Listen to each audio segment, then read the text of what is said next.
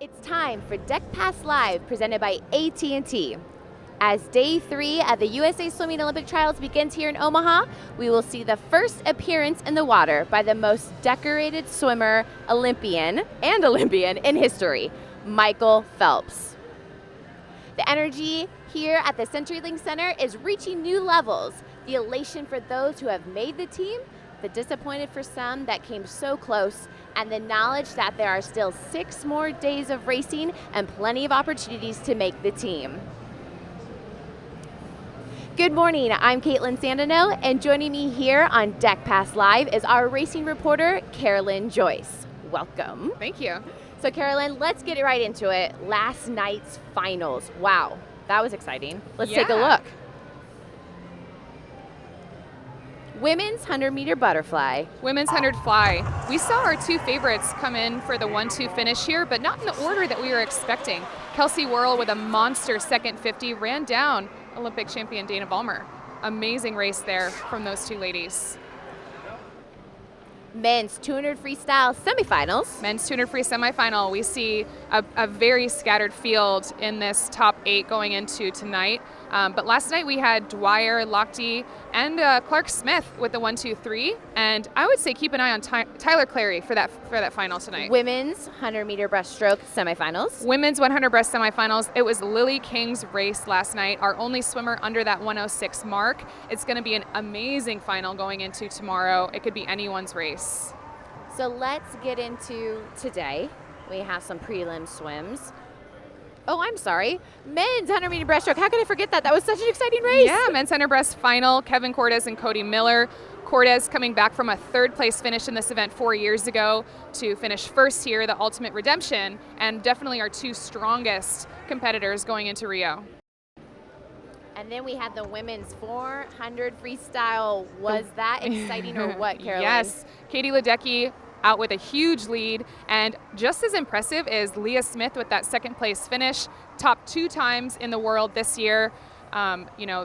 I would say those are some podium swims for the Rio Olympics. Yeah, and I don't want to take anything away from Katie. Obviously an incredible race, but my goodness, Leah Smith, that was pretty mind-blowing. Absolutely. Men's 100-meter backstroke semifinals. Men's 100 back semifinal. Here we have David Plummer and Matt Grievers, with Plummer finishing in the top time in the world this year, right after Ryan Murphy had finished in a top time. So it might take a world record tonight in that race to make the Olympic team. Obviously some very exciting racing to look forward to tonight, but before we can get tonight, let's talk about what's going on today. In this pool right behind us, we have the women's 200 freestyle prelims race. What can we expect in this, Carolyn? Women's 200 free prelims. This is going to be our first time seeing Missy Franklin and Katie Ledecky at this meet going head to head. We do have some other favorites in this event though. We have Allison Schmidt and Leah Smith. I think one of the great things, and you know this being a 200 freestyler, we race many times. One of the great things about this event is we're going to see the distance swimmers and the sprinters meet in the middle. Just like with the men, we saw Connor Yeager in the 200 free yesterday alongside Caleb Dressel, a sprinter that we'll be talking about later this week. But the way this race unfolds is very interesting, and it's going to keep us on our toes. Oh, definitely. When does it not? All right, 200 butterfly. I guess there's some guy I've never heard of named Michael Phelps that's supposed to be swimming this today. Yeah, we finally get to see Michael Phelps in his first event of the meet. And even though this is only day 3 of this meet, when you're sitting in the stands watching days 1 and 2, getting ready to swim, it feels like time is standing still. Let me race already. So I'm sure Michael is eager to get his first swim underway tonight.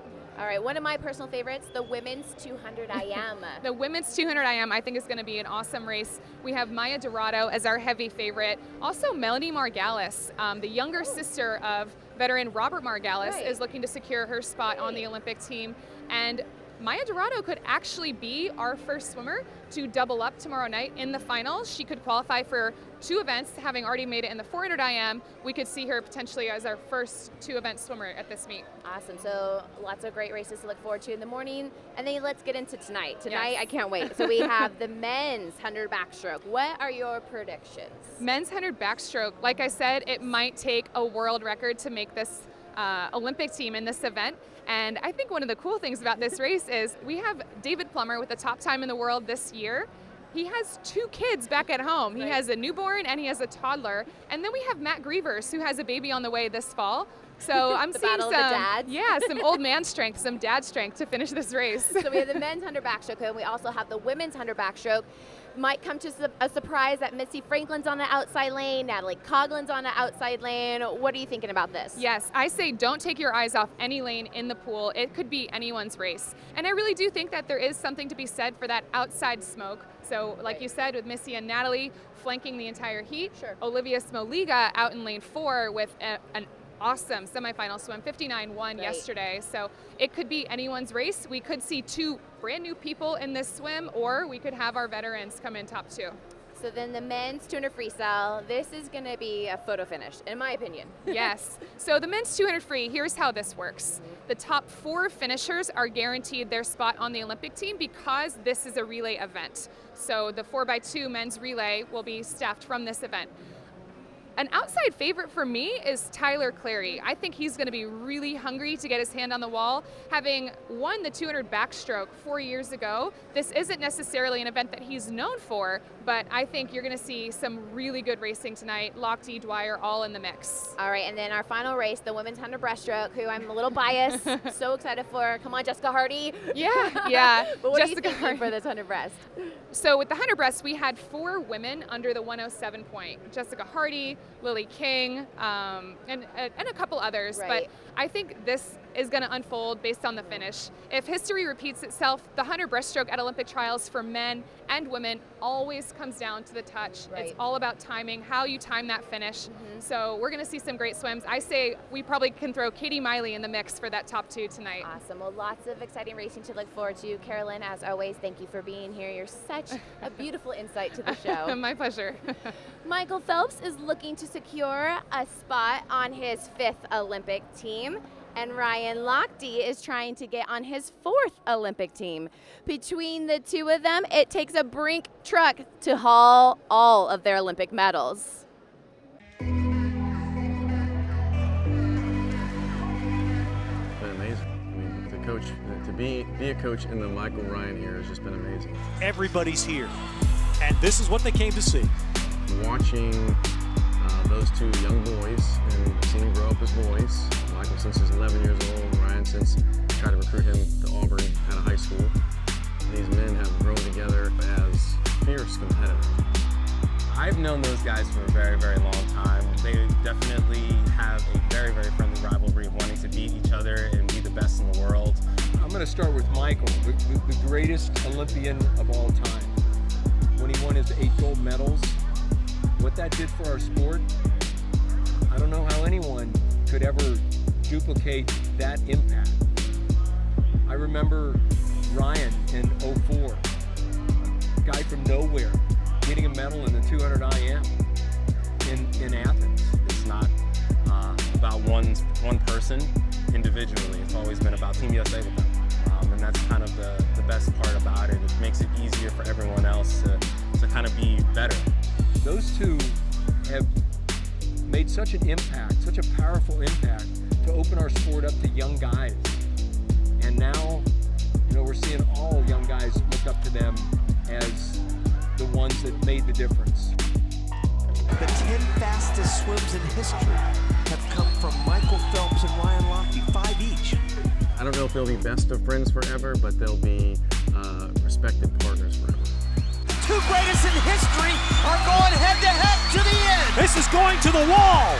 Phelps and Lochte again, and it is Lochte by 5/100ths. They're great guys, great competitors. What a great race. I expect big things from them in Rio. And no matter what I expect, they probably expect more. Hey, that looks like, was that you? I did see myself That on was there. you. That was pretty cool. Jason Lezak, everybody, the What's going on? legend, team captain, competed in 2000, 2004, 2008, and 2012. I'm tired just saying all that. It's And a you few know of what them. I find? I didn't really even think about it until this morning, Jason. Jason and I go really far back. Jason, this is your first time at Olympic trials that you're not racing. What is that like? Oh, wow. My heart's pumping right now thinking about it. You know, I was in the 96 trials, was the first one, so I haven't really watched a trial since 1992. And to be here, it's a pretty cool feeling. I'm getting excited watching some of the swimmers. Saw some of my friends that are competing in my events, and when I started talking about those races, I got goosebumps. Right. So it's a weird feeling, but it's also exciting, you know, to be able to cheer people on that I've known for a long time as well. All right, so I have to brag about you because you don't necessarily do that. You have 8 Olympic medals. 4 of them are gold, 2 silver, 2 bronze. Absolutely amazing. But I think, you know, if you're going to go down in history, it's for that relay performance in 2008. Talk us through that relay. For some of the people that maybe are newer to swimming, what was that relay all about? And explain the significance to who we just saw, Michael Phelps, that relay was. First of all, I don't really remember the relay, and I don't know who Michael Phelps is. I've never heard of him either. Yeah. That, you know, I've talked about that race a million times, I'm sure. but I love it. I mean, what a lot of people don't know that don't know the sport is we actually dominated that race for the course of the history in the Olympics, and we lost for my first Olympics in 2000 and 2004. So for me, it was a special feeling to try to really want to bring the gold back to USA. Sure. And Michael obviously was going for 8 gold medals, so it was a pretty big deal to him. Right. But for me, it was about winning as a team and winning as a country. Right. And to be able to do that, and obviously, if you know anything about the race, or if you don't know about the race, I jumped in behind the world record holder, and you know, once I finished, to get out of the water and celebrate with my teammates, that Right. was what it was all about. And you know, I can't really describe the feeling of being on the podium and seeing my family and my wife and my mom crying in the stands, and pretty awesome. So there's like a term out there now in the swimming world, like, oh, you just got Lezacked. You get Lezacked because when Jason dove in for that last leg, he was a full body length behind the French team. And the last 25 meters, Jason got his hand on first. So you got Lezacked, this guy right here. I actually heard that yesterday. Somebody came up to me and told me about it. And I've heard it before, but it's funny to hear it in person. So tell us a little bit about the work that you do with the Swimming Foundation. Yeah, so I'm an ambassador the last couple of years now with the Swim Foundation, and you know, they have a great message. They're out there trying to promote water safety. So there are 2 parts of the foundation, are saving lives and building champions. They Right. also help the national team. People like myself who, you know, you want to keep swimming. I swam till 36. Some of these guys don't have the support. So to get that extra support, USA Swimming Foundation is doing a great thing, and I'm proud to be one of the ambassadors. So talk about water safety. You with 3 children of your own, and 2 of them getting pretty into the swimming scene, right? Yeah, so I mean, it's huge. We got our kids in the water so early in swim lessons, and it's really important, especially in California. There's pools everywhere. So my older one's now 6. He's swimming on the summer team for the 2nd year in a row. I love watching him swim. And the other one's only 4, so he can't swim yet. Right. And we got a little baby girl now. She's only 5 months, but she's been in the water. She's getting comfortable in there. And you know, the hope is, whether they become Olympians or not, comfort in the water, being safe safer, Right, I should say, of in the course. water. So that's really important. And now what are you doing now? You had this amazing Olympic career. What's life like after swimming? So I've been having a great time the last several years, and you know, I'm working with Mutual of Omaha on the Breakout Swim Clinic Tour, and I've done over 50 clinics each year the last couple of years now, and it's a lot of fun for me to share with the next generation and hopefully inspire them and teach them what I learned in the pool and out of the pool. Right. And to see the faces on these kids, and you can tell there's certain ones that really want to do it and really want to go for it, and that's what I really enjoy doing now. Awesome. Jason, thank you so much for spending your morning with us on Deck Pass Live. Jason's you, not the only gold medalist joining me here today. In a moment, the unpredictable Gary Hall Jr. will be debuting his feature segments tonight on Lane 9. Well, I'll just let you take a look.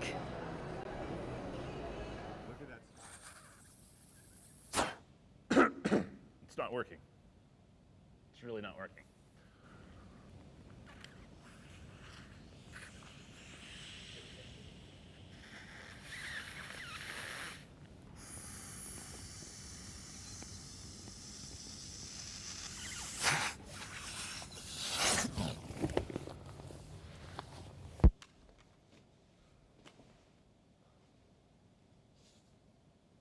What about that pool? Why were you wrestling with that pool? Oh. The shallow end pool. Oh, the shallow end pool. Yeah, you know what? That's an inflatable pool. It took me a long time to blow up. I had a lot of fun with it, carried it around for a couple days, interviewed with some old friends and made some new ones. Good, I'm sure. And just horsing around, being silly. I Right. don't know, they asked it of me and I had to dig deep. I really went deep. and in the shallow end. I went deep in the shallow end. So you're telling me that these interviews that you're doing starting tonight are very serious, just really like getting down to the core of like the philosophy of swimming and all the technique. It's going to be a really in-depth interviews, right? You know what, the intensity of the trials, the pressure, it's just this hourglass effect that builds over 4 years, and you just feel it, and you just need to release somehow. Sure. I think we've discovered how. Okay. Yeah. Okay. So there's a lot to look forward to. It's ridiculous, most of it. I even grew out a ridiculous mustache for the thing. Oh my gosh. Yeah. Well, obviously you're not going to want to miss this. Gary, here you are back at Olympic trials. What number Olympic trials is this for you?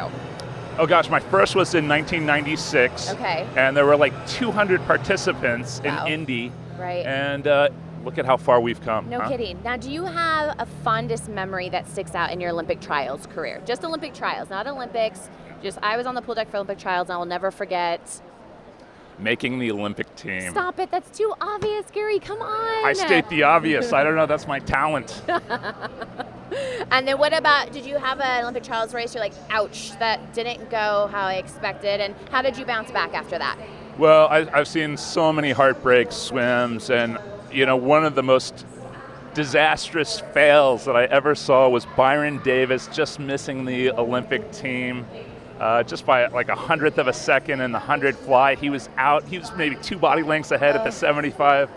And I love seeing those gutsy swims, and I love seeing people soldier through that pain too. So being a sprinter, you have the 100 free and the 50 free, and you kind of have to wait a little bit later into the schedule. So what, day 4, day 6, what are those first few days like when you're, you know, all this energy? I mean, you can feel it on the pool deck right now. What is that like to have to wait through those first couple of days before you can even get up there and blast out a fast 2 laps? Yeah, you know, you try to stay focused on the swimming, your swim, but it's impossible not to get swept up in the emotions of having friends make the team, of friends not make the team. Right.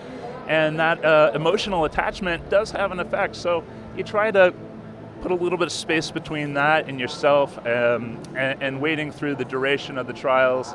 The 50 is always kind of on the last day, so it's a waiting game, but it's only a few more days in the grand scheme of a quadrennial. So you finally make the Olympic team after, you know, the high tense of the Olympic trials. What is your favorite part or your favorite memory about representing the United States of America? Just that, and how few people have that opportunity. Maybe our military, our politicians, but how many people on the world stage get to represent the United States of America? Right. It's hard to put into words, right? Yeah, that's right. That's right. It's pretty special. So, crazy awesome show of yours coming up tonight. Just give the audience a little bit more of a tease. What do you want to tell the audience about watching your show tonight? If you watch the segment, I keep getting the title wrong. I don't even know what. By Gary Hall? Deep Thoughts in the Shallow End, or Shallow Thoughts in the Deep End. I get the title wrong every time. Anyway, if you watch it, it will make you dumber. That's my guarantee to you. Awesome. Yeah. Gary, thank you so much for being on the show. My pleasure. That's my Time pleasure. to get a little bit more serious here. With the 100 backstroke finals tonight, there is nothing quite as important as a good start. I'd say the backstroke start is the most athletic skill in all of swimming, requiring a great deal of coordination from the entire body to be performed effectively. One easy way that you can try improving your backstroke start is simply by adjusting your start position. In these videos of national team backstroke specialist Jacob Pebley, you see 2 different start positions. In one video, he's leaning slightly backward with his hips closer to the wall than his shoulders, while in the other video, he's leaning more forward with his shoulders closer to the wall than his hips. Leaning back helps your feet have more pressure against the wall, helping a swimmer avoid that dreaded slip off the start. With the backstroke ledge, leaning forward may be slightly more prevalent since slipping isn't an issue. Leaning forward can also lead to a higher, more explosive jump away from the wall. Experiment with different start positions to see which works best for you. Thanks, Russell. Lots of backstroke starts to look forward to tonight. So speaking of Deck Pass Live, we've been asking our fans to tweet us. So we want to say a big hi to our friends that have been tweeting at us with the hashtag DeckPassLive. Molly from Larksville, Pennsylvania. She is rooting on Eddie V in the 50 freestyle. So go Eddie V. Claire is watching and rooting for Katie Ledecky. And Ferez says the hype is real.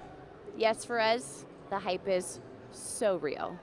Speaking of hype, let's talk about what it's like to get your first swim cap with the American flag and your name on it.